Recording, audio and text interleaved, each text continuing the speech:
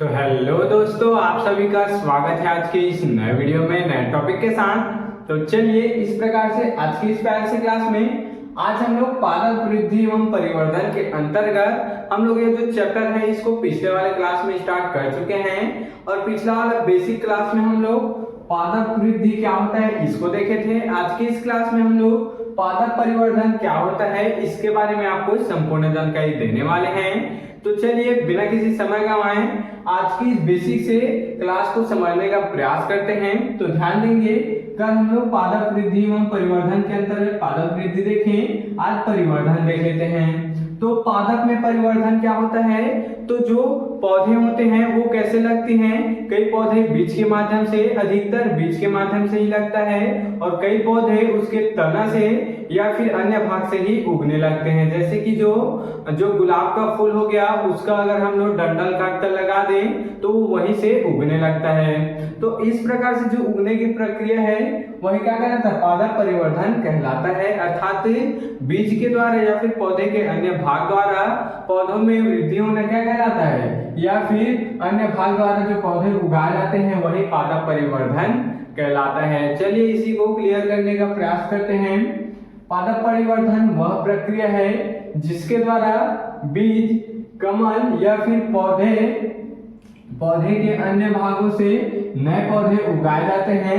क्या बोला गया, ध्यान देंगे, वह प्रक्रिया है जो पादप परिवर्धन है, वह प्रक्रिया है जिसके द्वारा बीज या फिर कमल या फिर पौधे के अन्य भागों से नए पौधे क्या करते हैं, उगाए जाते हैं। पौधे के अन्य भागों से नए पौधे उगाए जाते हैं। यह लैंगिक या फिर अलैंगिक दोनों तरीकों से हो सकता है।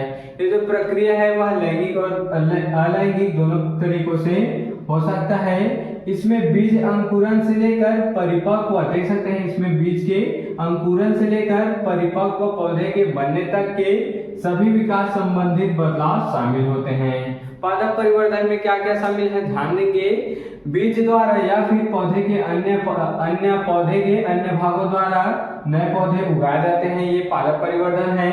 यह लैंगिक अलैंगिक दोनों प्रकार से हो सकता है। इसमें बीज अंकुरन से लेकर परिपक्व पौधे के बनने तक के सभी विकास संबंधित बदलाव इसमें क्या है, शामिल है, जो कि पौधे के अंकुरन से लेकर उसके परिपक्व होने तक का जो क्या है यहाँ पर समय काल है वो इसमें शामिल है।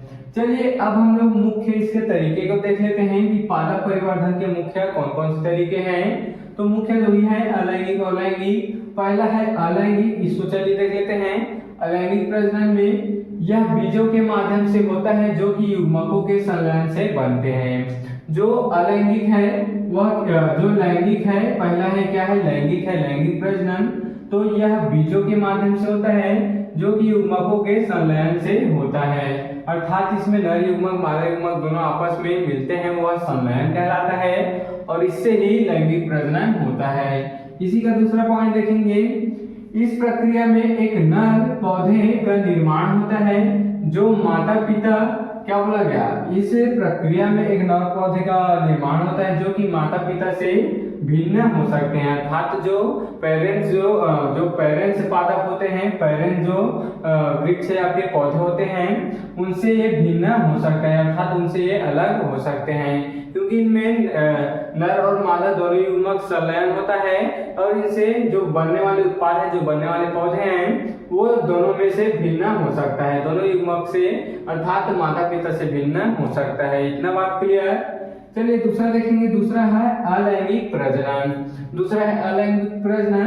तो नए पौधे के वनस्पतिक भागों जैसे कि तना, पत्ती या फिर जड़ से विकसित हो सकते हैं या फिर विकसित होते हैं। क्या बोला गया, अलैंगिक प्रजनन में नए जो पौधे होते हैं वह पौधे के वनस्पतिक भाग जैसे कि वनस्पति के जितने भी भाग हैं वो वनस्पतिक भाग है, जैसे कि बीज को छोड़कर तना, पत्ती या फिर जड़ यहाँ से विकसित होते हैं। तो ये अलैंगिक प्रजनन के अंतर्गत आते हैं। तो इन दोनों तरीकों से जो पादप परिवर्धन है ये होता है। इतना बात क्लियर। चलिए हम लोग पादप परिवर्धन के महत्व देख लेते हैं। आखिर पादप परिवर्धन के क्या क्या महत्व होते हैं। सबसे पहला पॉइंट है, यह किसी विशेष प्रजाति के पौधों की संख्या बढ़ाने का एक तरीका है।